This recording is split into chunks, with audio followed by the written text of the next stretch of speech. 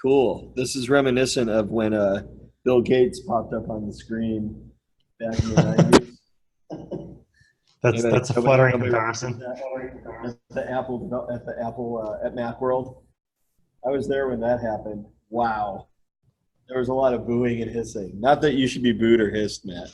I just remember, you can't see it, but you're on a big screen behind the laptop.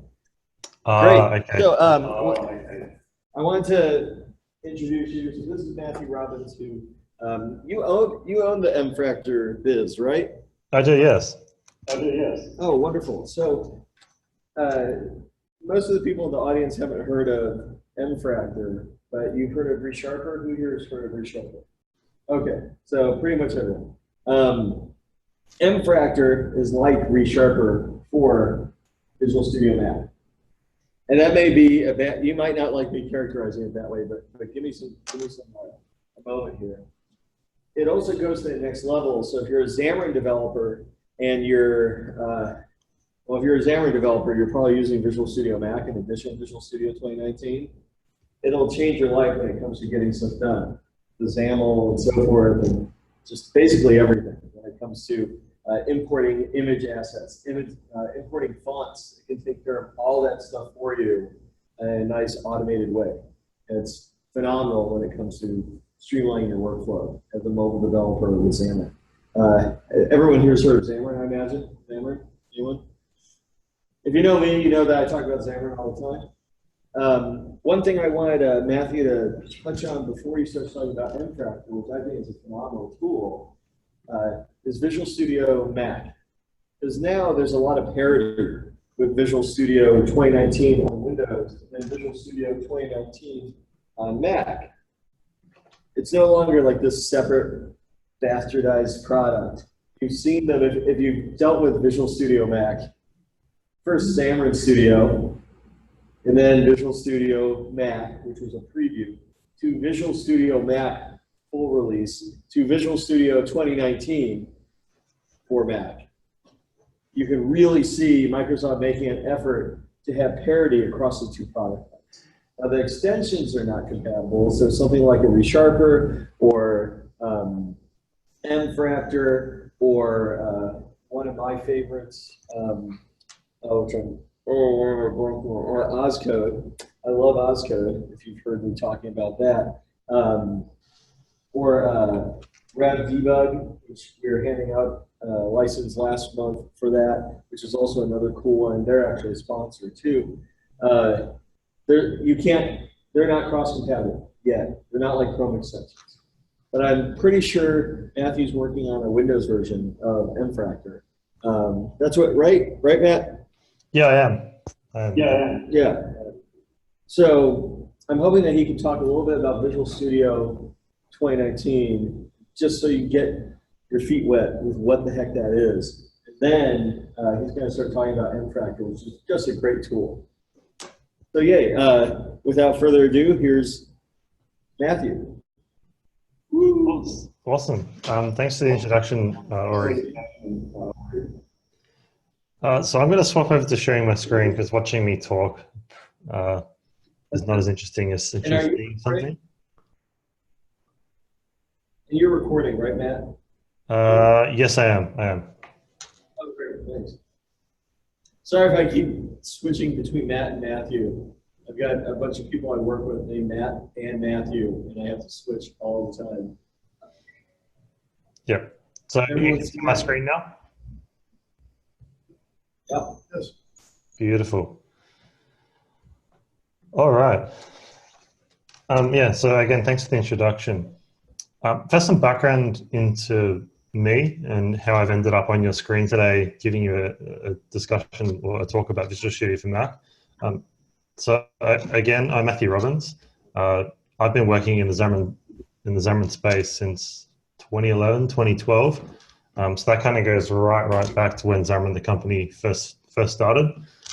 I've built many apps over the years, and then about 4 years ago, I kind of got the impression that there was a bit of a tooling hole in what was then Xamarin Studio, and I could see the direction that Xamarin Studio and the Xamarin brand was going in.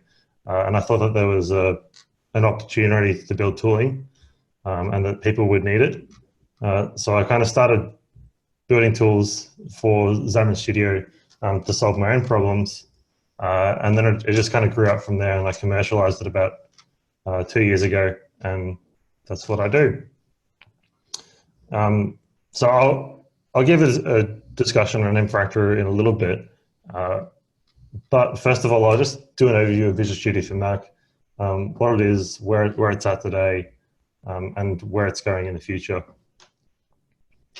So I've got Visual Studio for Mac open on my screen just here. I think it's fairly similar to the Visual Studio Windows 2019 flow now, where they have that nice launcher box. So pardon me. But when you launch Visual Studio for Mac, you get this very nice and sleek picker, project picker now. In terms of the functionality that Visual Studio for Mac offers, it's really a little brother to Visual Studio for Windows. So it's by no means as feature complete. So it's not designed for, say, for JavaScript, C++, Java, all the other programming languages. It's mostly just focused and streamlined into .NET development. So you could do C++ development. You're probably better off using Xcode if you're on a Mac. But if you are using any .NET technologies, so targeting ASP.NET, Xamarin, Mac, .NET console apps, Visual Studio Visual Studio for Mac really is the choice when you're doing Mac development, and it's an awesome IDE. So just to give you a rundown, first of all, usually with Visual Studio for Mac, we'll be targeting either Xamarin, that's probably the main usage out in the market, but they are expanding it out to .NET Core as well. So you can do console applications, which I do fairly regularly just for my own tooling. So ASP.NET Core. So if you want to make a website or a web service, you can do that. You can also right-click publish to Azure. So they have direct integration into many of the Azure workflows. Yeah, again, Azure Functions. You can write Mac apps using Xamarin Mac. So that's so basically you do the Swift or Objective-C methodologies of building an app, but you just write them in C#. So if you're familiar with any of Xamarin technologies, it's exactly the same. You can write TV OS apps, watchOS apps, CarPlay apps, and then also F# unit testing libraries, GTK. If you want to make a cross-platform UI, it's portable to Mac, Windows, and Linux. Yeah, so it's a fairly complete IDE. I'll just jump into one of my sample projects just to give you an overview of what it looks like. So I'm running the Visual Studio for Mac 2019 preview channel. And what's really exciting about this is they're doing a full integration of the Visual Studio Windows IntelliSense engine. So basically all the underlying technology from Roslyn that the Visual Studio Windows team has been building over the last, I guess, 10 years, they're now porting all of that into Visual Studio for Mac. So under the hood, effectively this IntelliSense editor, so the C# editor, it's using the exact same code that for the engine, for the editing experience that's on Windows, but it's using a native macOS Cocoa UI. So it's exactly the same, which is really cool. So if you write, say, Roslyn IntelliSense integrations or Roslyn code analysis or code actions, so diagnostic analyzers or refactoring providers, I'm trying to remember the names of it here, they will work out of the box, both on Mac and Windows. So that's really exciting, because it means if you write an extension of Visual Studio for Windows, in the future, at some point, as the two products converge, that it'll work on both platforms. So you'll get two extensions for the price of one. And it's also great for the Visual Studio team itself, because they fix a bug on Windows, it's automatically fixed on Mac. Yeah, so that's the IDE. And I'll just jump into MFractor now. So as already said before, MFractor is a productivity tool for Visual Studio for Mac. It's been drawn out of my Xamarin development experiences. So things like, it's been a pain in the ass historically to get images into mobile apps, because you have all the different image densities that need to go into Android and iOS. So there's about 7 image variations for Android and 3 for iOS. And to get those into the projects, you need to put them into different folders. So one of the things that MFractor works towards is making experiences like that, so workflow difficulties, and then simplifying them as much as possible. We really try to focus on a couple of main areas. So the first one is the Xamarin Forms experience. So that's things like the XAML editor. We have our own custom XAML editor, for instance, with different tooltips, code analysis, a whole bunch of code actions. And then the second area that we really focus on is mobile asset management. So things like, how do we best manage all the different image densities, the different images that are used for Android and iOS, and making that workflow smoother. Managing fonts, because custom fonts nowadays, they're a real backbone of mobile development. I find more and more we're using things like Font Awesome for iconography rather than images. However, the tooling for integrating OTF and TTF files and getting it into a Xamarin Form project is still kind of lacking. So we've made steps to improve that. And then the last area that we're focusing more and more on is the C# tooling experience. So, you know, as I'm developing internally and I'm working for clients, basically taking this kind of like those ReSharper S tools, so for code generation and code analysis, and making them for C#. So I'll give a quick demo of a couple of those main features. Well, first of all, just opening up a XAML file. Just need to move some windows around. Excuse me.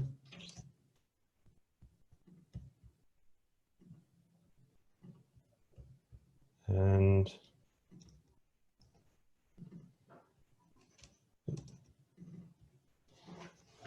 Hey, Matthew, could you zoom in a little bit, please? I sure can. Thank you, sir. Is that big enough? Sorry, I'm muting so that you don't have to listen to the fan of the projector. Oh. So again, just excuse me, I have to open up my notes again. So the XAML editor out of the box in Xamarin Forms, it's, I guess to say it would give you the minimum you would need to work, in that it gives you IntelliSense. So MFractor has its own IntelliSense engine that adds its feature parity and then also adds a whole lot more to it. So for example, if I just add a resource dictionary. So this is MFractor's code actions menu.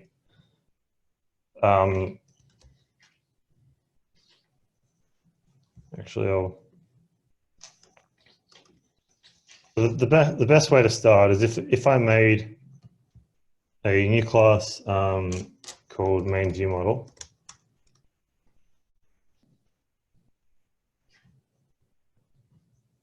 With the MVVM pattern, if you're using that, typically you would have a page and a view model, and you would use data binding to connect properties on the view model to control properties on the page, and the changes in the page or the view model will reflect backwards and forwards automatically. So it's a really, really powerful programming paradigm. One of the things that MFractor provides is automatic detection of view models for views. So rather than having to manually specify what what the view model is for a page. So, for instance, explicitly specifying it in the binding context, which is something that we wouldn't normally do. MFractor will basically figure out what the intended view model is based on common naming conventions. So main page, main view model. If we took off the page and view model components of those class names, they'd both be named main. And that's what we consider an automatic detection. So this provides some really, really cool things for us. If I added a property here, so property public string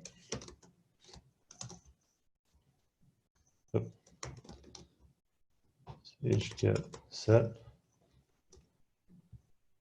MFractor will provide data binding intelligence. So this is one of our first major features that a lot of our customers really, really enjoy. So I've just pressed Command Control Space to bring up the intelligence window. And you'll see that it's doing a data binding suggestion for me. So pressing Enter will put in the full binding expression. That's a big upgrade from what's in the default XAML editor. Likewise, because we can do that automatic association, we also extend the editor with data binding tooltips.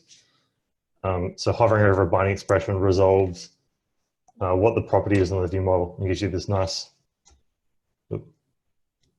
it's not going to let me do that. It gives you this nice tooltip. Then say if I misspelt message, we have analysis integration. So about 70 code checks for XAML.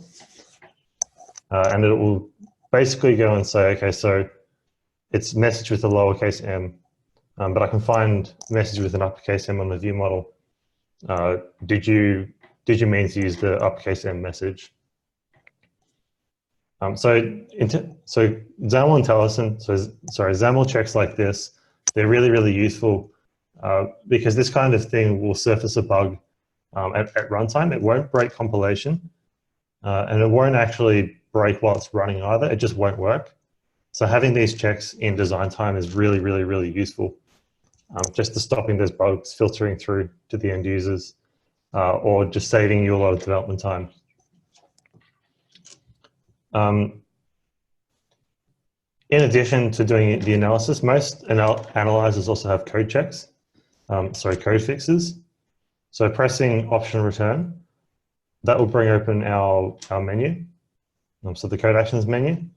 And so I can just press Option Return and then replace with message, and it will do the correction for me. Likewise, if I went and deleted message from the main view model, again, it'll warn me that it doesn't exist, and I can press Option Return and generate that property into the view model.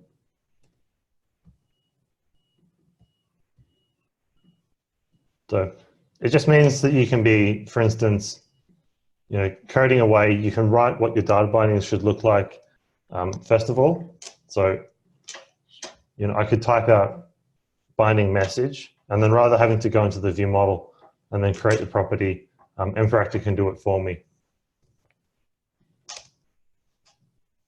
So you could effectively go open up an attribute, press Control Space, generate a new view model property, type out the name of the property, so welcome message, hit enter, and it will create it for us. So it's a really, really fast and powerful way to work. So we have lots of these intelligence integrations. We're currently in the process of porting all of this to Windows. We also have about, I think, 50 different code actions, 70 code checks, and then a whole bunch of custom tooltips as well, just for the XAML editor.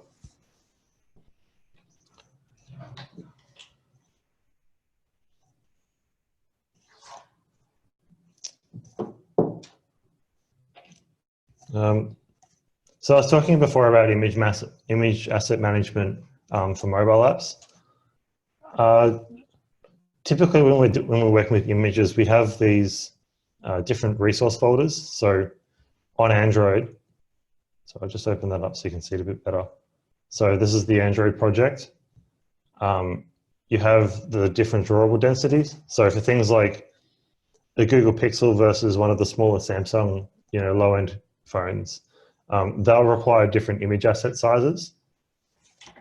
And each of those different asset sizes, they go into a different drawable folder.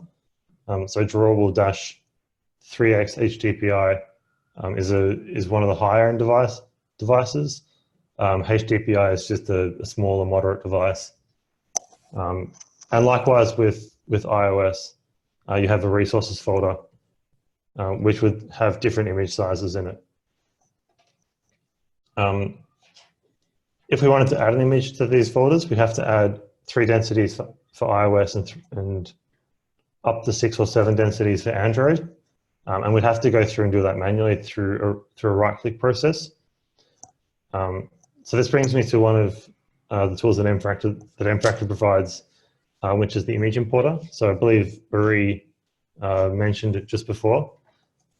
So rather than adding them all one by one, we can right-click import and choose image. We get the image manager, sorry, the image importer. I can go and find, let's say, the calendar. So it gives me a preview of the different sizes that it will generate for iOS and Android. So it'll be generating 6 sizes for Android, and you can see proportionally what it will look like when it generates them, and 3 sizes for iOS. Now it won't actually let me import them at the moment because the naming is wrong. So I can click on this wand to clean up the image name so that it's valid on Android and iOS. And just watch on the left-hand side here under resources. So just here, I'll click import. It adds in the resized densities for me. And the image manager then summarizes that image for me as well. So it's a very, very fast way of getting image assets into your app. So a process that can take like easily up to 5 minutes, you could do in a matter of seconds. So it's a really big time saver if you're a mobile developer. You'll notice that when I opened the image importer, this tool called the image manager also opened. So this is a really useful tool that gives you a bird's eye view of the images in a project, in a solution. And so it groups them from Android and iOS into basically one view. So instead of having to go through and see at 3x, at 2x, and the normal size for iOS and the different densities for Android, you just get one image, so one summary in the list view, and then you can go through and browse the different densities in the right-hand panel. So what this means, if you have a whole bunch of images, so larger apps could have 100, 200, 300 images. This makes it really easy to visually see exactly what's in the application. So you can spot duplicates. You can easily search for an image if you want to find one. If you wanted to delete an image, rather than going through and deleting it one by one from the different folders, we can just go right-click here and then delete the calendar.png, and we have MFractor adds a tool for doing this very quickly. So it'll go through and wipe it all from your project. Has the ability to optimize them, copy the names to the clipboard in case you want to use them. You can drag and drop from the image manager onto XAML. And another really nice integration that this has is if we start using an image, MFractor integrates with the image assets into IntelliSense, and going through and choosing a different image asset by root in IntelliSense, the image manager will automatically scroll to that image, giving you a method to visually choose what image you're using.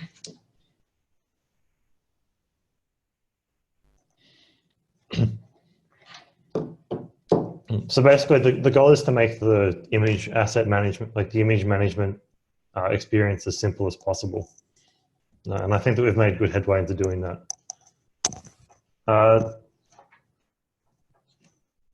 Next, what I was talking about before at the start of the presentation was difficulties with working with fonts. So when you add a font, a custom font in Android and iOS, you would need to put them into resources in iOS, and then assets in Android. And then you have to go through a bit of a process to actually use them in XAML. So for iOS, you need to know the PostScript name, because I've spent the last couple of weeks building tooling to do this. If you haven't integrated a font before, it's very, very difficult. It's simple to add the font file, but it's difficult to find out how to actually use it. So one of the things that we've really tried to do with MFractor is to find these problems and make it as simple as possible to get in these kind of assets and then leverage them. So if I right click on resources and then click import, there's an option for font. So if we open that up, this opens up MFractor's font importer tool.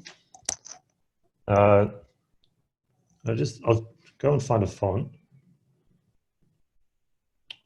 And I don't have one. That's right. We'll just download one quickly.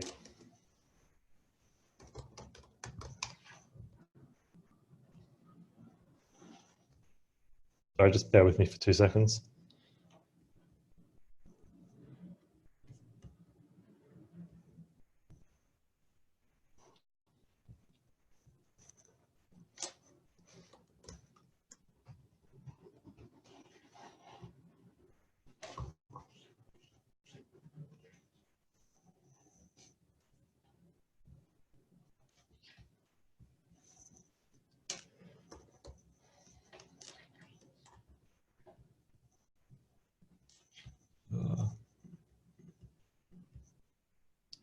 Just quickly finding a font.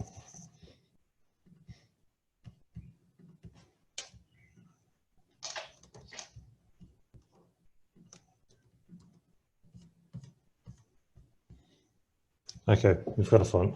So back to desktop, and I'll choose to import the Font Awesome Pro Lite. So MFractor has gone ahead and targeted that font. We can choose where we're importing it to, so for Android or iOS. And then below here, it's also giving us a sample of how to use it in XAML. And there's a bit of work happening behind the scenes here, but in order to use a font in Xamarin Forms, for iOS, you need to know the PostScript name, because that's how it does the lookup. And for Android, you need to know the asset name. And then you have to do hash the style that you want to refer to inside the font. So MFractor goes ahead and builds a usage for you. And so then I can click import, and it will add the Font Awesome font into iOS and Android. If you've ever imported a font, it also kind of skips a step for you and adds it into the info.p list as well. So this is a step that if you haven't done it before, it's easy to miss. So MFractor just does it for you. And then if we go into, say, the app.xaml and start editing it in a resource dictionary, so we want to define this font to be globally available. You'll see now that I have a font section in IntelliSense. And if I double click on that, it will import, it'll add the full usage for me. So this is now good to go. I could go and start using this font all throughout my application. So that step just saves a whole lot of work for you. So rather than adding the font to Android and iOS, adding the plist, discovering the PostScript name, discovering the font style, and then writing out that code for you, it just skips all those steps and just does it for you very, very quickly.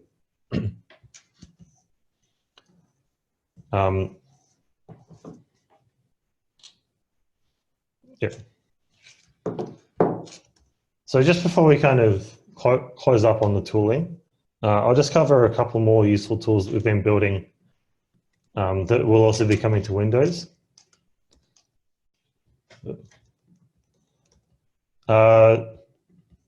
So one tool that I tend to use quite a lot, so I'll just make an interface here. So it's called iMyService. So say we've defined a new interface with do-foo and a task do-foo async.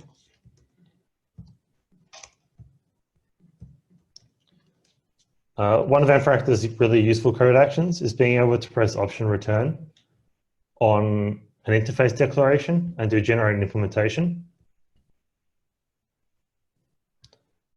So we can basically just auto-generate interface implementations.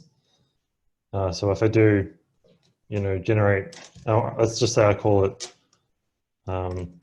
testing service, and we'll put it into the folder services. MFractor will just go ahead and create it for you. So that saves a fair bit of work. That's one code action that we use, that you can use. Another C# code action that I use quite a lot is if we do, say, system.task. Ooh. I can't remember my, sorry, system.threading.task. We have a code action that can take the namespace, so it can take a qualified type, figure out the namespace, and then introduce a using for it. So option return, simplified qualified type, and introduce usings. So it'll take off, it'll figure out the full namespace for it, and then add the using statement, and then reduce the type definition, the type usage.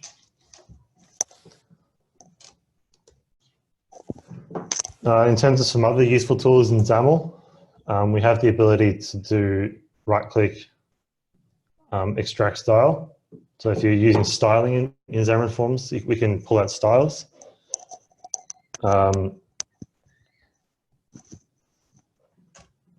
We can extract code into controls. So if I wanted to make this particular stack layout reusable throughout the application, we can pull out a control and it will move it into its own XAML control and replace the original usage. So that's quite useful.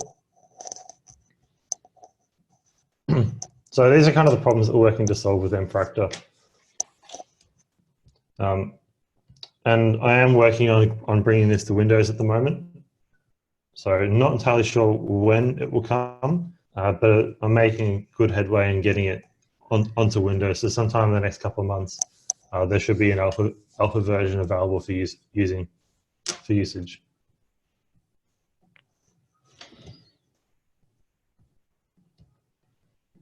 Did you guys have any questions?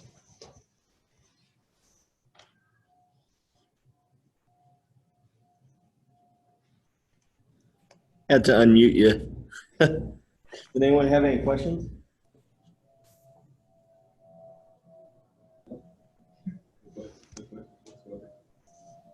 So I've actually dealt with this, like importing a file takes forever, and you forget that keyless thing all the time.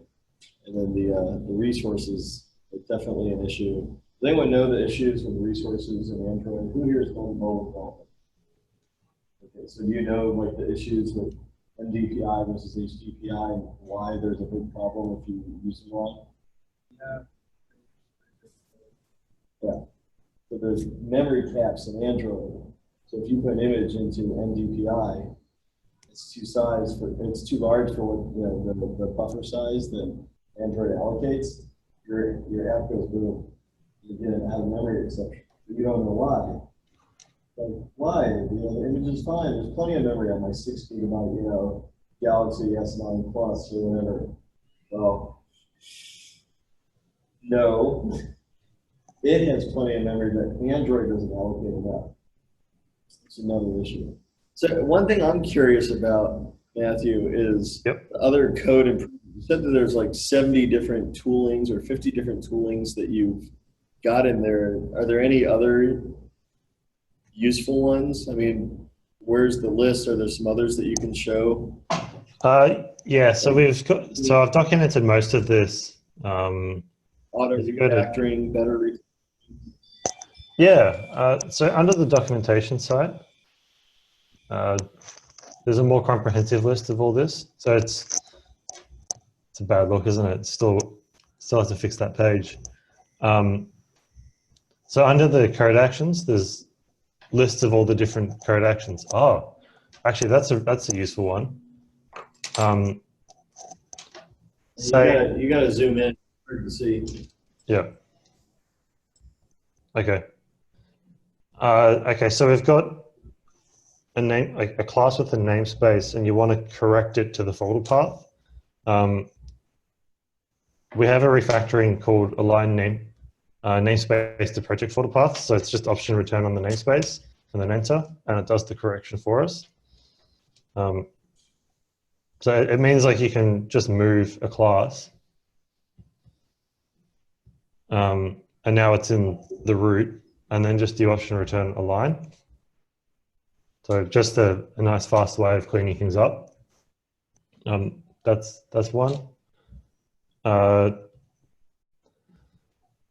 What's some other ones? Something that another refactoring that I use quite a lot.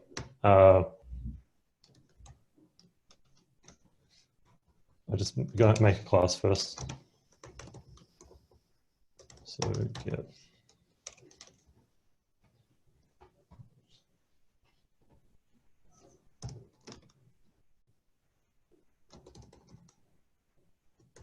I tend to work with immutability a lot in my apps, and particularly at MFractor. So I make classes that are read-only. But the problem with this now is to initialize it, you then have to make a constructor. So if you'd have to do a public my item, and then pass each one as a parameter and initialize. So one of the cool refactorings that I built a while ago is being able to just create a constructor to initialize all the read-only members, and it will just make that whole constructor for us. So that's another useful refactoring that I use a lot. But yeah, if you want to find out more about these, they're documented at docs.mfractor.com, and then there's a code action section. So just here on the left, and there's, yeah, it's a growing list. So we have code actions for C#, Android, and Xamarin Forms. So question, I see things that say professional only. So yeah. Is there a free version versus a professional version? How does that work out? Yeah, so we have a free version is the default version that you get. So it's a cut down feature set. So for that, it allows the full XAML feature set for 4 files per day. So that should be it's designed for like students and hobbyists, but like it's just kind of enough to work with. And then we have a professional version. So that includes all the asset management tool set, the C# tooling. You can use the XAML editor as much as you want. And that's $200 Australian per year. Per person, and you can go nuts with that.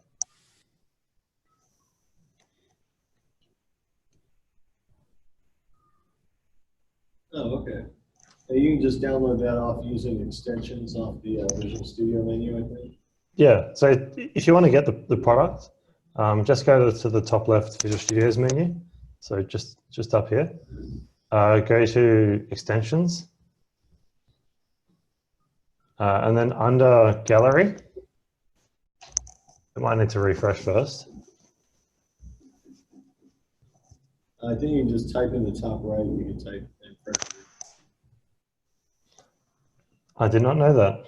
There you go. Yeah. Learn something new. Full circle. There you go. You've Yeah, made they my don't do a demos good easy. job. So yeah, just grab it that way. It's the fastest, easiest way to get it. Yeah.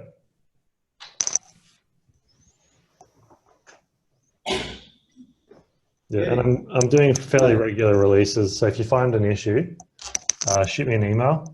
If you want a feature, shoot me an email and have a talk about it. But generally things can get turned around pretty quickly. Is there anything for, so I see a lot of XAML stuff. Is there anything for the specific, like Android and iOS and Mac solutions? Is there anything there? No, I've predominantly focused on the Xamarin Forms tooling, just simply because that's kind of, I mean, it might be self-fulfilling prophecy in some ways, but my user base has predominantly been Xamarin Forms, and I haven't had as much interest in the Xamarin Android or iOS side of things. So it's just been a case of I haven't done it because I haven't had paying customers specifically ask for it. That makes sense. Open to doing it, What though. do you call it? Yeah.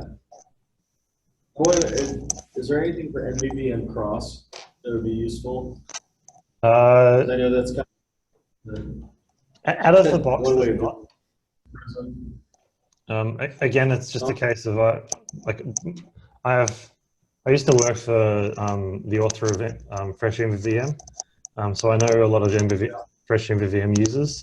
So we have a bit of tooling for that. I'm good mates with Dan Siegel, who writes Prism, and I know a lot of Prism users. So there's a lot of tooling for that. I just haven't had as much demand for MVVM Cross at the moment. right. Actually, Totally ran into Dan over. I ran into him in Japan. In Japan? Yeah, he was showing some folks around from Infragistics. Oh. And I just happened to meet him in line at a Starbucks in Kamakura, Japan. And as you do. there's like, oh. I'm trying to remember who he was with, the president of Infragistics and someone else. And they were talking about development, and I said, oh, are you guys developers? And that's how we met. What a bizarre turn of events. Huh? I said, what a strange turn of events. Yeah. Yeah. It was, who knew? Two Xamarin developers right next to each other. Crazy. Yeah. Yeah. It is a small world. Cool. Well, I don't have any other questions. Hey, does anyone else? So on the images, do you start with one image and then all the others are generated? Yes, that's correct. Yeah, so with when you build an Android app, that's a good question. Does it scale it? Would you select the largest size you've got and then have it automatically scale? I don't recall. Yes, you do. So I'll grab a sample image. Good question. Yeah, great question. So I'll just open the image manager back up, and I'll do import new image asset. So desktop to my resources images. There we go. Good old Jon Snow. So yeah, basically you pick the largest size that you have. So generally a designer they'll give you a folder structure already. In that case, you would align up the Android drawable top density, so 3x HDPI with the largest size you've been given, and the same with iOS. And then it will generate each of the different steps going down. So at 3x will be, let's say 1024 by 1024. At 2x will be 2/3 of that, so like 666, whatever the maths is for that. And then at 1x is 1/3, so 333. And you can choose in the image importer to resize the top level density. So if you get given, say, a 2700 by 2700 image, you can re-specify that the top level should be 1024, and then from there it'll generate 1024 down for each platform. Neat. Yeah. Does that answer What the is that? question? Optimize. Yes. Oops, sorry, I talked over him. I didn't mean to. What does that optimize images do on the bottom right? That's a good question. I will have to add my API key back in, but give me a second. Oh, we're going to learn your API key?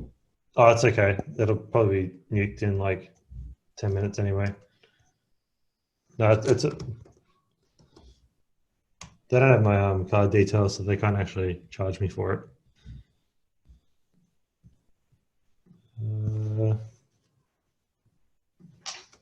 So what does it do? Does it use TinyPing to optimize it? It does. I'm just getting it back. I've managed to lose it. Where are we at?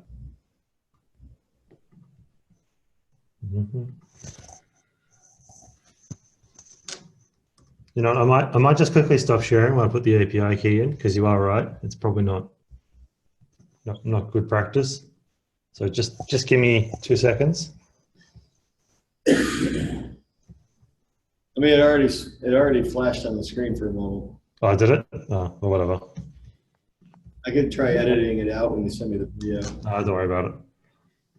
I'll have to regenerate You it don't. afterwards. You just change it. Yeah. Anyway, so I've gone into the visual. So let's start this again. Okay. So Optimize Images uses a website called tinypng.com. So it's magic. I have absolutely no idea how this works. But basically, you give it a photo or an image and chuck it at this web service, and it somehow takes, you know, a 4 megabyte image and converts it to 600 kilobytes. So it has some kind of witchcraft, basically, that applies these optimizations and strips out data and has no visual quality loss. So to use it, you need to add an API key. So if you go into MFractor,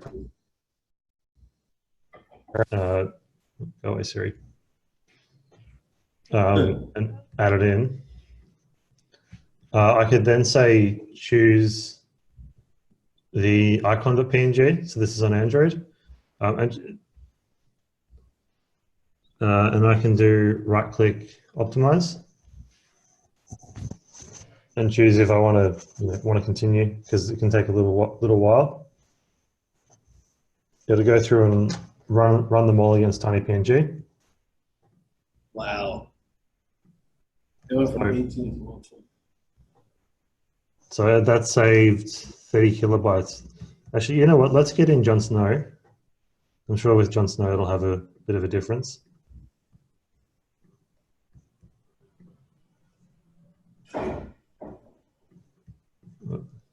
Nope. So we'll right click and go optimize. Give me a warning. This one might take a little while longer because Jon Snow's a bit bigger.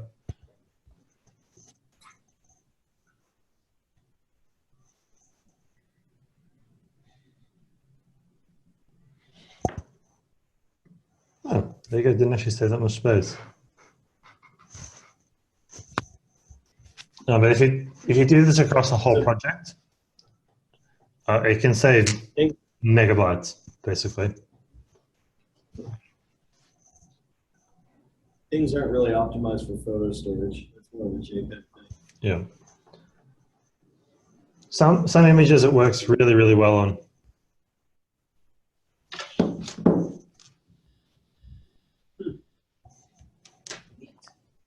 So yeah, that's what it does. Ooh.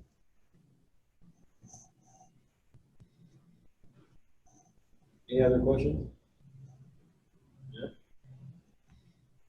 Awesome. Well, thanks, Matthew. That was really interesting. Wow. So I use MFractor. So, yeah, I've never used the optimize images feature. So now I know. Now I know it's there. Now I know what it does. Glad I could help. Cool. Yeah. Well, thank you very much for your time. Let's give it up for Matthew. And send me a copy of the video, and I'll get that posted on our meetup. And don't forget to change your API key. Yep, sounds good. All right, thank you so much for having me. Awesome. Thanks again, Matthew. Have a good one. Yep, you too. All right. Yeah. Bye.